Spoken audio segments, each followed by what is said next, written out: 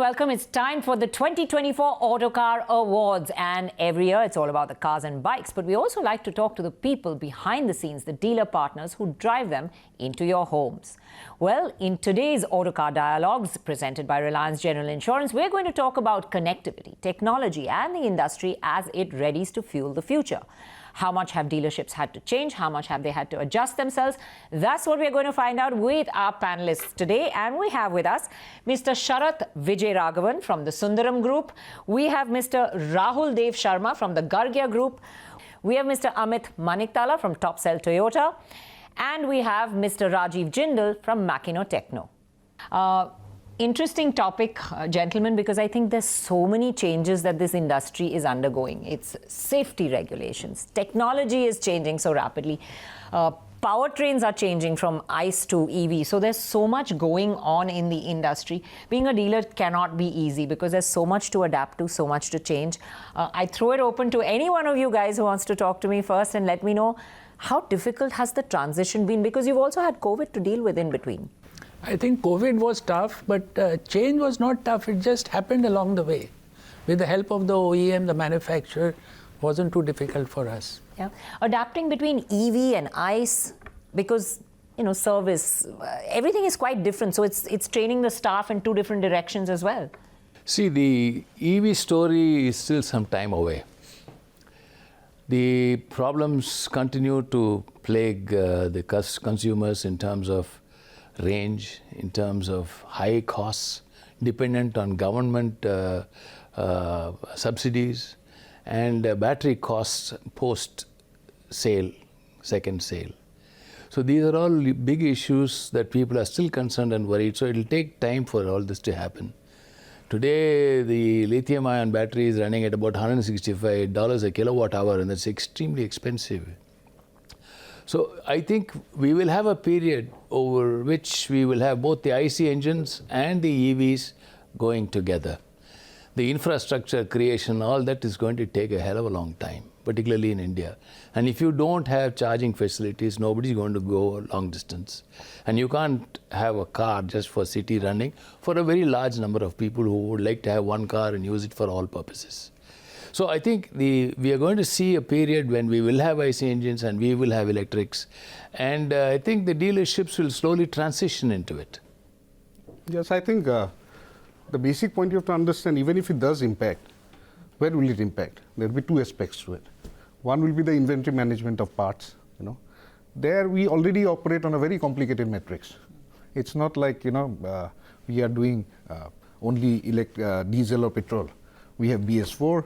We have BS6, we have BS6 version 2, CNG. So we operate already on a very complicated matrix. And the percentage of EV or hybrid into the BEV or hybrid is, I think, still very minuscule. So it's not a problem in terms of operations that we see now. And going ahead, I think we are used to this kind of very complicated matrix. Second is where it will impact is the technical part. So we'll have technicians who might become dinosaurs. But the point is, we already are training our technicians more on the electrical and electronic side. Then we have been doing that for what, like 15 years now? So that way, I think we are much better off to deal with the challenge. So to Rahul's point, the EV penetration in India is still in under 5%, 3%, 4%. So really, it's quite insignificant at this point in time. And one feel that a lot of automotive companies have, leading with Toyota, is that hybrid may be a stepping stone towards EV. So combustion, maybe hybrid is ideal. And then slowly as the ecosystem develops, Sharath said, we need the infrastructure. Only thereafter, I think EV would really push the accelerator. And one more misconception we have about EV is we feel that it's less carbon footprint, environmentally friendly. But actually, if you look at the well-to-wheel cost, the footprint well-to-wheel for electric vehicles at this point in time, especially in a country like India where our electricity is produced through coal. I mean, honestly, we need to And battery disposal is still not a clear discussion. Sorry, I thought you were going to touch on that battery disposal is a major thing which no one has thought of. Yeah. So I agree with all of you. I think that EV for us, there are a lot of challenges that we've not considered. And I think globally also people are realizing these challenges because almost everybody has shifted their complete total EV deadline backwards. Europe has already done it. A lot of countries around the world are saying, okay, Britain is rethinking their process. And I think also the dependency of the resources, which is now people have realized that there isn't enough resource to give electric cars to the whole world. Maruti has also delayed it. They were ready with the WagonR about 2 years back, but they've delayed it partly because of costs and various other factors. Just to add on to what you're saying. Yes. Actually, what he mentioned was absolutely right. I think for a country like India, where infrastructure creation is taking a lot of time, CNG, we started some 40 years ago. Where are we on CNG? So it is not going to happen quickly. Considering that investments should be called for and it's very expensive to have fast charging systems, what's ideal for India is a hybrid vehicle. Hybrid is, you can have a small engine that powers the battery, that keeps running. You don't need charging infrastructure, yet it pollutes less. May not be to the extent of EVs. But well-to-wheel story, I think nobody's addressing it. 70% of India's power is through thermal power plants, yes, which are spewing a hell of a lot of CO2 and nitrous oxides and all of it. So to clean up all that, you need billions of dollars to be able to upgrade all your power plants. So when you see it in totality, just introducing EVs is not going to do the job. I completely agree. I mean, and this is a debate that I think a lot of us love having because well-to-wheel, like you said, it just isn't, I think, the most optimum solution for this country, and completely agreed on the fact that I think hybrids, globally, I think a lot of countries moved to hybrids before they moved to EVs. I think India was the only one that kind of jumped there and then has come back to hybrids. And maybe now. China. No, I don't know if they come back to hybrids. I don't know yet. No, but I think Toyota and Maruti have. They are pushing it, but they've democratized hybrid. Let me put it this way, is that like Tata democratized EV by bringing it into a price bracket that is affordable to the consumer. So in this way, hybrids have been democratized a bit. And I think with that happening, consumers now understanding what it is. The more the consumer understands, the more he demands it. On your point of democratization, I think this alliance between Toyota and Suzuki has played a very pivotal role, because as long as it was just Toyota trying to push the hybrid technology, they being a very small player, they were not being able to make the impact in terms of policy. But now with Suzuki being evolving in technology, their momentum of hybrid, I think, is going to really grow. But it is also, you have to look at the other aspect, that from the government side, there is a lot of force to move in the direction of BEVs. And I think without the hybrid technology, a lot of other companies are going to come with a slew of products starting from this year up to 27. But I don't know where this is going to lead, because like Sharadji was saying, the ecosystem, now it is becoming more and more clear, it's not going to be an easy one to establish. So it's going to be probably flex fuels, flex engines coming in, hybrids going on parallelly, ICE staying for some time, and it is going to be a slow process. So whether BEVs are actually going to the future, all this money that is being put in, or more like, they are being forced to expedite the investment in BEVs for a lot of other companies, I sometimes worry about that. I have a very good example of where the EV is working today. I have a friend of mine who's got a 5 kilowatt solar power rooftop panels. He's got 2 electric vehicles. He's run 40,000 kilometers almost on each of them for free. He runs it only city. He has another SUV to go long distance. And he saved enormous amount of money using an electric car with solar power on the roof. And I have no clue why we have not focused on solar power in India, but that's another topic for another discussion on a non-automotive day. But coming back to your point, Maruti have now announced, very clearly, they've just said that they're coming in with their first BEV in 2024 as well. So I think we'll be seeing it sooner than later. All manufacturers are jumping onto this bandwagon, because I think the hype that was created, the fact that Tata has run away, successfully run away and out of the starting gate shot out like the racehorse, because they were the first mover. I think a lot of manufacturers want to be there on the EV ball game. So whether we like it or not, whether we agree with well to wheel or not, we're going to be seeing EVs in the market.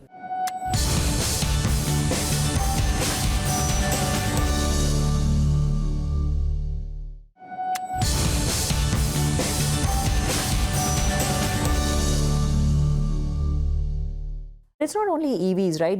There's a lot of change happening, technology. Sales is becoming so digital. And do you find that change in your dealerships a lot, where consumers are so well informed digitally? Yes, for sure. What it has done is, today we have end-to-end digitization, end-to-end. The quality of your salesmen, your team leaders has just gone up dramatically in terms of their understanding of competition products, your own product, and understanding consumers, your ability to communicate, present yourself. The whole thing is dimensionally changed. And today we require higher levels of skill as a salesman. Yeah. Now, that is what digitization has done, because your customer is walking in with more information than most of us have. I was going to, that's very correct. It's not only our manpower, the customer knows more. Customer knows a hell of a lot. He will come and tell you, sir, this car is already launched in Brazil. When is it coming to India? So they are very well informed, and our teams have to be even smarter than that to be able to handle issues and present the case in a very convincing way. So there's another interesting insight I would like to share, which we have been analyzing our dealership data. So what we have found is that the dynamics of the conversation between the sales officer and the customer is changing, especially when it comes to customers from rural and semi-rural. So far, when it came to making the purchase decision or the purchase itself, the rural and semi-rural customer was dependent on that, the wise uncle in the city. Correct. Or that smart neighborhood, all-knowing or the young boy that had come from the city. Yes. So now what has changed is this, or the broker, the very important role of the broker. Now what has changed is that the youngsters in rural India, I think they find Google or the net to be a better ally than this so-called the smart representatives that they have. So in the process now, it is positive for us, because today my sales officer is able to have a direct conversation with this customer. He has the confidence to come in and level with my SO, and the conversation is not interrupted and hijacked by this so-called smart representative. So there is a good dialogue that is happening, which allows our salesperson to make a pitch to the customer coming from the rural and semi-rural. So the dependency on brokers or these other elements or decision influencers for dealers is coming down. So that's a very good thing. I would like to add to that. Your point, I think I'd just like to add. You're dealing with a more educated customer rather than someone who's got data from hearsay, my uncle did this, and rubbish, which is not a fact. The Google or the young guys will give you correct data rather than brokers and the other fellows who may have their self-interest also. And I think I think what it's done, in my opinion, is it's made people a little sure of what they want before they walk into the show. Before it was like the chakkar, ye lena hai, wo lena hai, wo lena hai. They would do a full tour before they, it wasn't even that they were interested in your product. That also wasn't settled when they walked into your showroom. Now that's different. They've kind of done that tour on the net, and they know I want this product, but okay, which variant and what. So when they walk into your showroom, it's more often than not a genuine customer. Do you find that is the case as well? No, that is there, but you still have to explain the intricacies of that product, because there are so many variables in that. So that technology change or what have you, that is there. You have to still explain the features. On that point, we are also battling with another problem. Post-COVID, the total quantum of now, I think, the leads that come in from the digital marketing is on an average 12 to 15%. For Suzuki, I think they've already reached 20% of the total inquiries are actually digital inquiries. Now, but the conversion rate of digital inquiries is still very low. Right? So, and the variation across dealerships and OEMs is amazing. It ranges from somewhere around 2% of conversion to almost 25 to 28% conversion. But an amazing portion, an insight into that is that the conversion rates of digital inquiries in rural and semi-rural is much higher than in urban.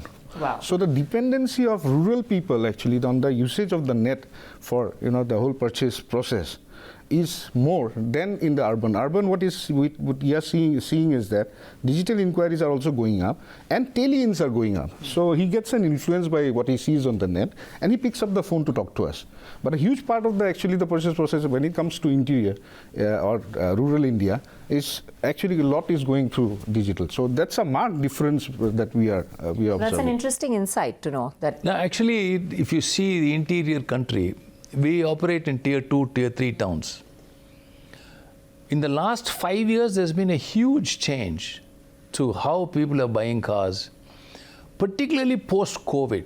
They are now finding that lots of their friends who were there suddenly died, suddenly got COVID and missing.